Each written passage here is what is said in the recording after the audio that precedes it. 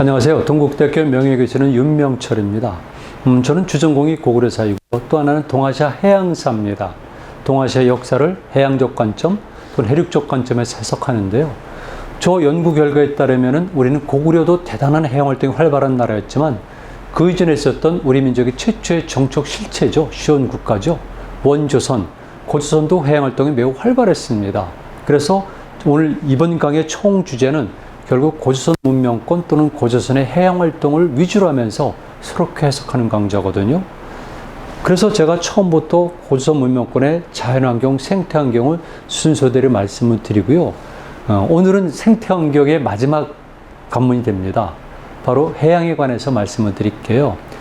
우리가 말하는 고조선 문명권 또는 우리 민족의 역사활동권에서 해양환경은 어떤 것이었는가? 여기에 대한 분명한 이해가 있어야지 그 해양환경을 활용한 우리 조상들의 삶의 흔적과 형태가 드러나고요. 그런 과정 속에서 문화라든가 민속이라든가 그리고 여러분들의 관심이 되는 정치행위, 군사활동, 외교 그리고 생활범주까지 나오게 되는 겁니다.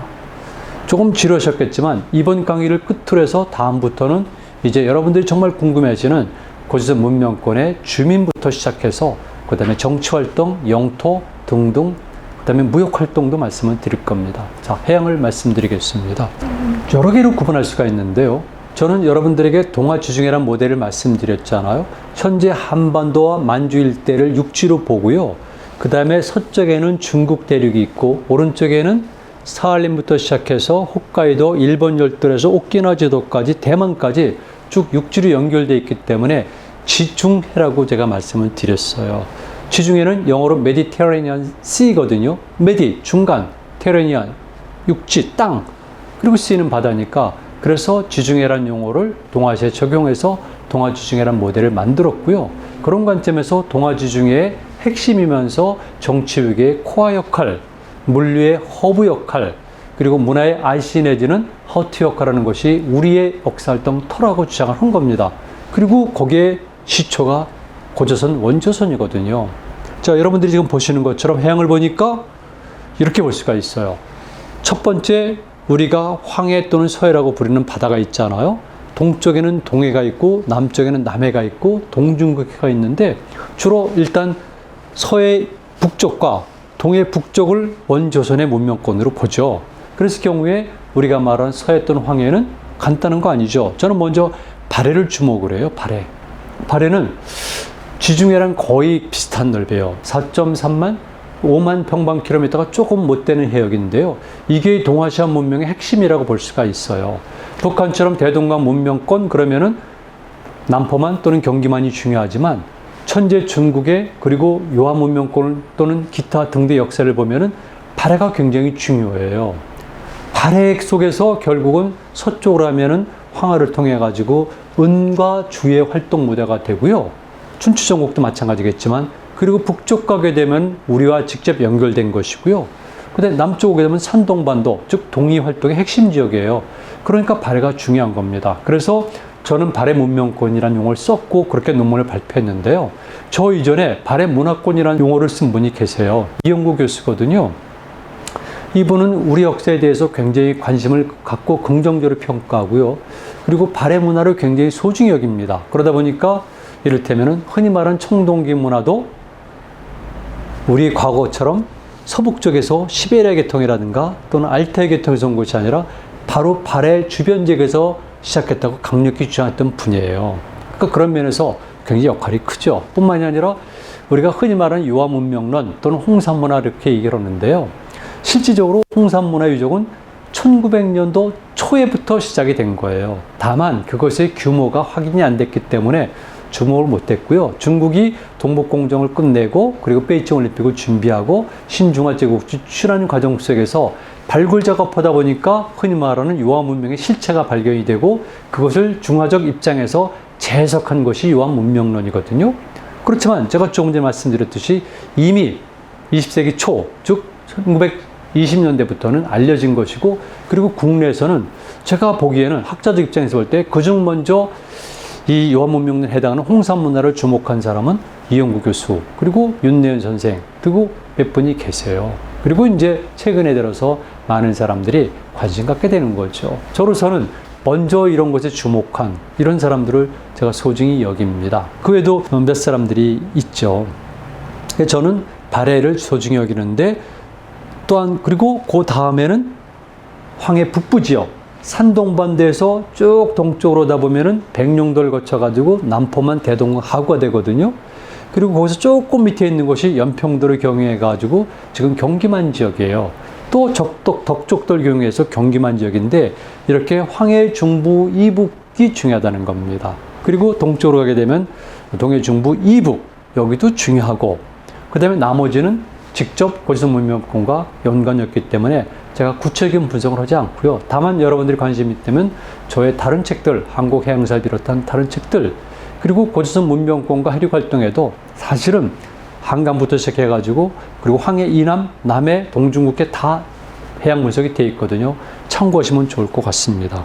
자, 그런 의미에서 제가 해양을 바라보는 관점을 말씀드릴게요. 왜 이게 필요하냐면요. 최근에 들어서 해양에 대한 관심들이 많아지니까 저처럼 자연환경을 통해서 역사를 해석하는 분들이 계세요. 근데 제가 보기엔 부정확하거나 오류가 있거든요. 해양문화의 메커니즘을 잘 모르는 겁니다. 첫 번째, 육지적 관점으로 해양을 봐서는 틀립니다. 모든 면에서 달라요. 그리고 해양의 메커니즘을 이해해야지만 된다는 겁니다. 그리고 모든 교류가 대부분 동아지중해권역에서는 해양을 통해서 이루어지니까 해양의 메커니즘을 제대로 이해해야지 역사상을 알 수가 있는 거죠. 고지선 문명권도 똑같은데요.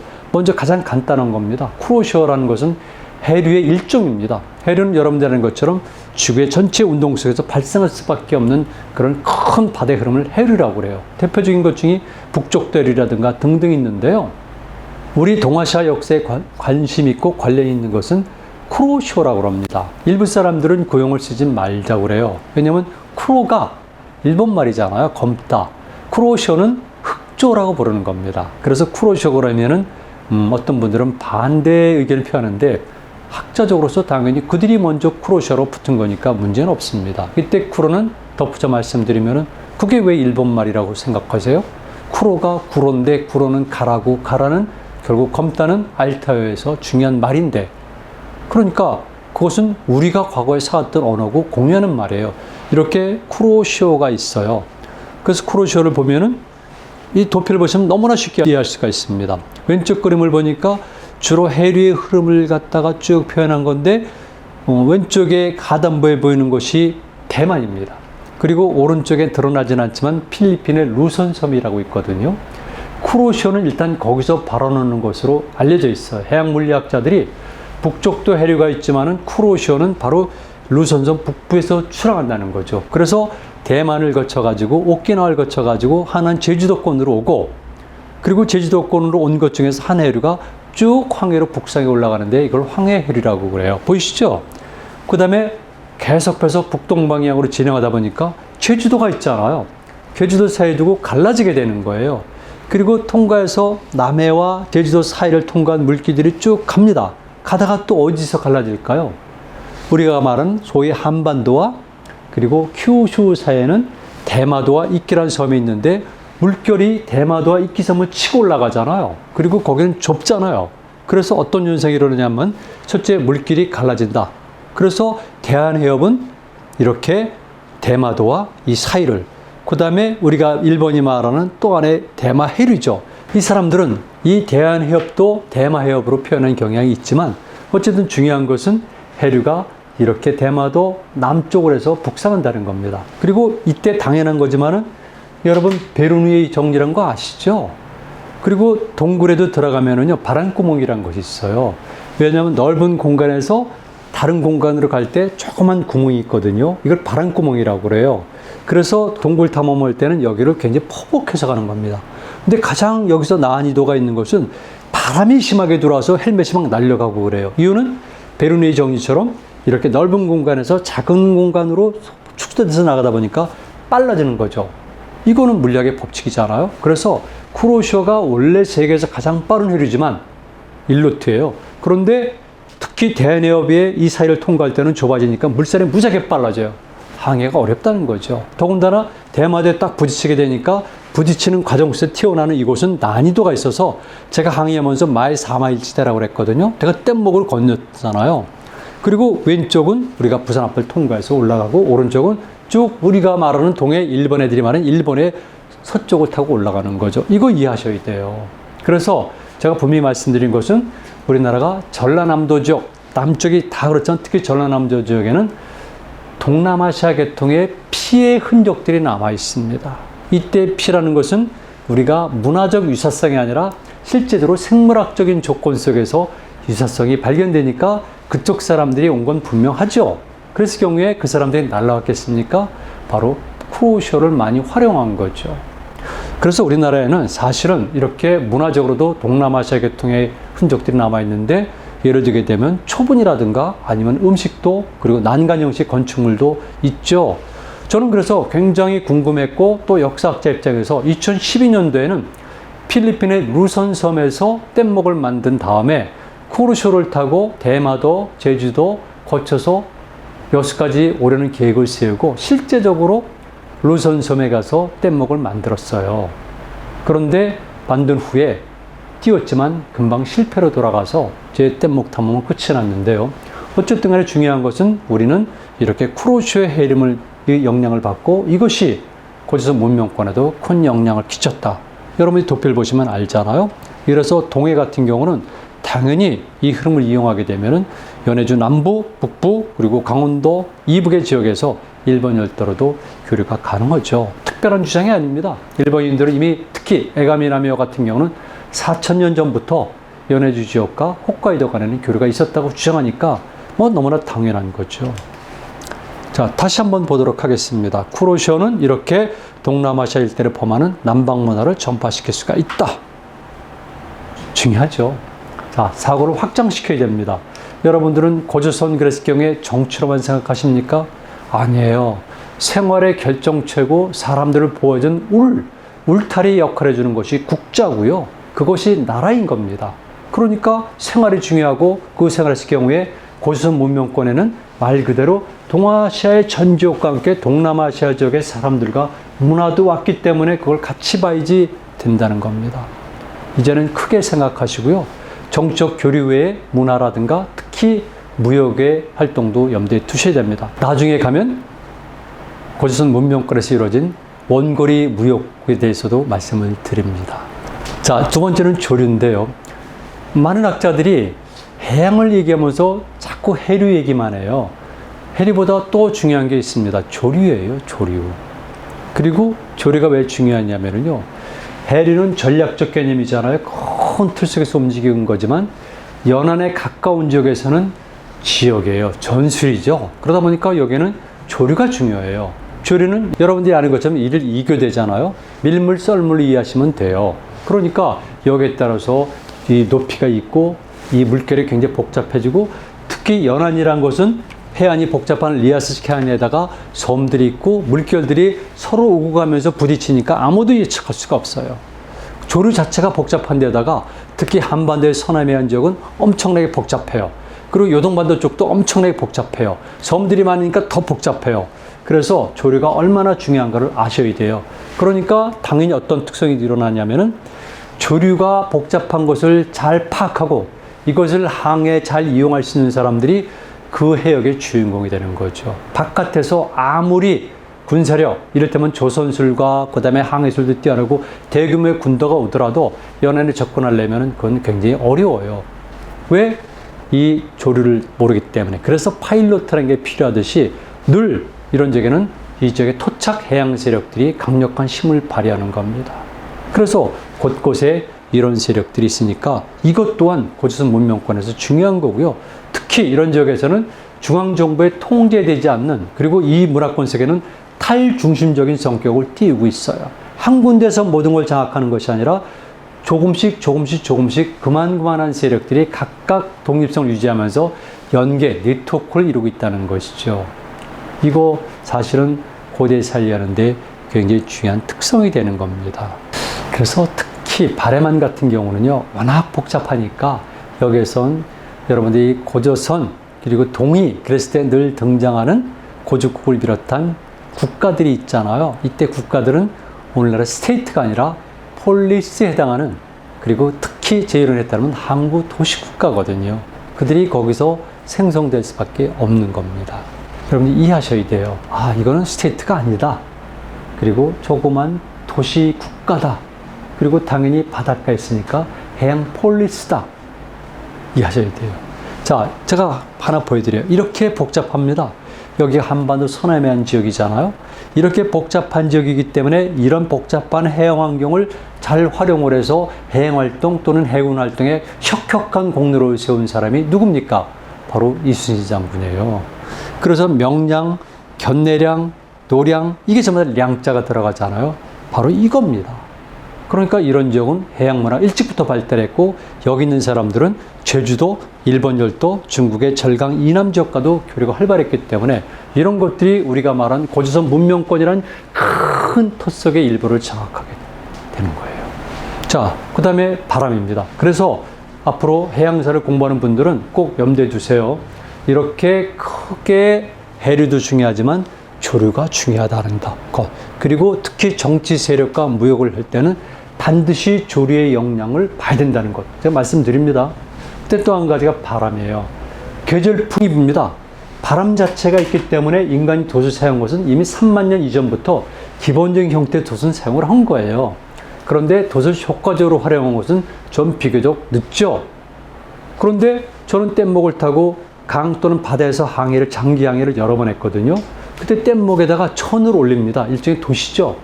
왜 그러냐면은 고도의 기술력을 가진, 조직력을 가진 발달된 돛이 아니더라도 그냥 평면에 있는 것보다는 거기에 조그만 천 조각 하나를 올리게 되면 바람의 영향을 받는다는 거예요. 그러니까 돛을 사용하게 되면서부터는 항해에 바람의 영향이 중요하죠. 제가 이런 경험이 있습니다. 82년대는 제가 33시간 만에 실패하고 구조됐는데요. 83년대에는 제가 대연협을 일단 건너 성공했어요. 42시간 만에 대마도에 도착했죠. 그리고 쭉 북조선 남쪽까지 내려온 동안에 4일이 걸렸고요. 거기서 출항을 해가지고 제가 kyushu 북부에 갈았죠. 가해 항구예요.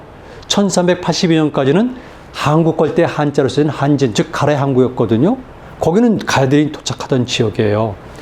그런데 결국은 실패했어요. 왜 그러냐면은 분명히 조금 전에 보여드린 대로 이 해역을 흐르는 것은 쿠로시오, 북동 방향으로 급하게 흐르는 쿠로시오인데 바람이 워낙 거세게 부니까 표면수가 밑에 10m까지도 표면수가 바람의 영향을 받아도 역류하더라고요. 그러니까 이런 시기에는 역사학자들이 쉽게 생각하는 것처럼 계절풍이지만은 또 쿠로시오가 있지만 전혀 다른 방향으로 갈 수가 있다는 거예요. 이게 표류 현상이기도 하고요. 이걸 정확히 알게 되면 이걸 활용하는 해양민들, 항해민들이 있기 때문에 이들만의 독특한 정치 권력 방식이 있는 겁니다. 제 말도 이해하셨죠? 간단하게 역사 해석하시면은 특히 학자들은 큰 오리를 범하게 돼요. 바람이 이렇게 중요하다. 그런데 잘 아시겠지만은 북반구는 몬순에 의해서 계절풍 지역이에요. 여러분 아시잖아요? 북서풍, 남풍 계열의 바람. 이 만나는 데가 동아지 중에 꼰이에요. 어디나 다 그렇지만 특히 여기가. 그래서 저는 여기서 먼저 이런 말씀 드리고 싶어요. 국지풍입니다. 국지풍. 저도 잘 몰랐어요. 그러니까 겨울에는 주로 바레인들이 동해를 건널 때 썼지만 북서계절풍이 불잖아요. 남풍계열의 바람은 대연합 동쪽에서는 남동풍 바람이 불어요. 그래서 울산이라든가 부산에 외세력들이 도착하고 신라를 공격하는 거예요. 그런가 하면 이쪽에서는 남서계절풍이 바람이 불어요. 그래서 전라남도 해안 지역에 많이 도착을 해요. 남서계절풍이 부는 겁니다. 그런데 북지풍이라는 게 있어요. 때에 따라서 그리고 어떤 해역에서는 바람이 다르게 분다는 거죠. 그렇게 되면은 전혀 다른 결과가 나와요. 그래서 남서계절풍을 타고 올라갔던 세력들이 올 수가 없는데도 불구하고 동일한 항로를 통해 내려오는 것은 다른 바람을 이용했기 때문에 그랬다는 거죠. 이 다른 방향을 찾아내는 테크놀로지가 중요한데 이 기술의 존재가 있었다는 거예요. 그래서 여러분들의 생각처럼 이렇게 바다는 꼭 막힌 것이 아니라 이런 주된 요소와 함께 변수가 있기 때문에 이것만 활용한다면은 교류가 육지보다는 훨씬 수월하게 이루어지고, 그러니까 동아지중해권에서는 역사를 해석하는데 해양이 매우 중요하다. 특히 우리가 흔히 얘기하는 중국 지역, 우리 지역, 일본 열도 지역을 교류할 때는 100% 바다를 활용해야 되니까 이런 해양 메커니즘을 이해하지만 돼요. 반드시 해양 메커니즘 이해해야 됩니다. 여러분들이 동의 문제를 그렇게 이해하고 싶으면은 이 해양의 메커니즘을 이해하셔야 돼요. 일본 열도를 우리가 그렇게 진출했다고 주장하고 싶으면은 우리가 이런 해양의 메커니즘을 정확히 알아야 돼요. 요 도표를 제가 보여드립니다. 이렇게 계절에 따라 다르네요. 요건 2월달 거고요. 요거는 8월달 거니까 이렇게 다르구나 걸 알 수가 있어요. 이건 현대 과학의 선거니까 부정할 이유는 없는 거죠. 이건 우리나라 수로디에서 따온 거예요. 일본 것도 뭐 있죠, 전부 다. 자, 다시 보겠습니다. 그래서 이제 계절풍으로 다시 돌아가면은 이렇게 바람의 메커니즘을 이용하면은 훨씬 더 교류에 용이하고 그 다음에 국가 또는 정치 집단의 성격을 이해할 수가 있다. 간단히 말씀드릴게요. 주로 늦가을부터 겨울까지는 초봄까지만 하더라도 북풍계열의 바람이 불거든요. 그런데 여기는 북반구니까 북서 계절풍이 부는 거예요. 그렇다면은 우리가 다래만이라든가 요동반도에서 출항하게 되면 자연스럽게 어디 도착합니까? 이렇게 해서 대동강하고 경기만으로 도착을 해요. 뭐 쉬운 거죠. 산동반도 끝이나 남쪽에서 출항하게 되면 어떻게 됩니까? 경기만 이남으로해서 충청도 전라도에 도착하잖아요. 그러니까 660년의 여름에 소종방이가 산동반도 끝에 성산항을 출항했으니까 덕족들 거쳐가지고 자연스럽게 금강하구로 접근이 가능한 거죠. 이해되시죠? 쉬워요. 그리고 중국이 분단됐을 때 요동에 있는 세력들, 화북에 있는 세력들, 강남의 세력들이 각각 출발 항구가 다르니까 한반도에 도착하는 해역도 다르죠. 지역도 다르죠. 그러니까 교류 관계가 이루어지는 거예요. 특색 있게. 똑같은 논리를 제가 적용시켜 볼까요? 이거는 고조선 문명권도 마찬가지고요. 고대는 더더욱 그렇습니다. 여러분, 일본 열도로 우리가 건너갔을 때 자꾸 백제, 신라, 가야만 얘기하지 마세요. 고구려도 물론 건너갔지만 그 이전부터 건너갔잖아요. BC 3세기부터 시작된 야요이 문화. 이들은 주로 집중적으로 건너가는데요. 금속기와 토기 기술과 그 다음에 농경의 기술을 습득한 사람들이 조직적으로 건너가는데 그 사람들이 건너가고 그때는 우리가 흔히 말하는 고조선 시대 말기잖아요. 그리고 그 이전도 마찬가지예요. 그래서 우리는 이런 해양 조건을 흔히 말하는 고조선 문명권 이전부터 시작해가지고 그 이후까지 적어도 근대까지는 이런 해양 환경을 숙제이지만 제대로 이해할 수가 있죠. 자, 다시 말씀드릴게요. 그래서 쉽게 설명드립니다. 한반도에서 일본 열도로 건너가는 마지막 항구가 어디겠습니까? 당연히 부산이죠. 그런데 그 부산은 예전엔 없었죠. 김해입니다. 김해. 낙동강 하구이면서 바다와 면한 항구도시 김해. 그래서 김해가 중요하고요. 거기가 흔히 말하는 구야 항국일 수가 있는 거고요. 금강가해가 바로 거긴 겁니다. 거기가 발전한 이유는 동아시아 지중해에서 중국 지역과 한반도 지역과 일본 열도 지역을 연결할 때 바로 거기가 한반도의 최종 출발지라는 것이죠. 출항지입니다. 그래서 거길 출항한 세력들은 대마도를 경유해서 큐슈 북부에 도착하니까 가장 먼저 그 이전부터 건너간 세력들은 예를 치지만 적어도 고대 국가인 가장 먼저 도착한 것은 가야인들. 이해되죠?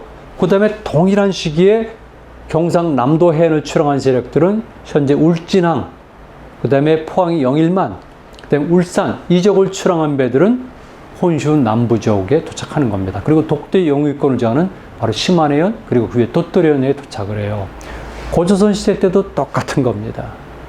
그리고 전라남도에 있는 세력들은 우리가 말하는 고조선의 후기에 가면은 남쪽에 사만이라고 존재했었죠.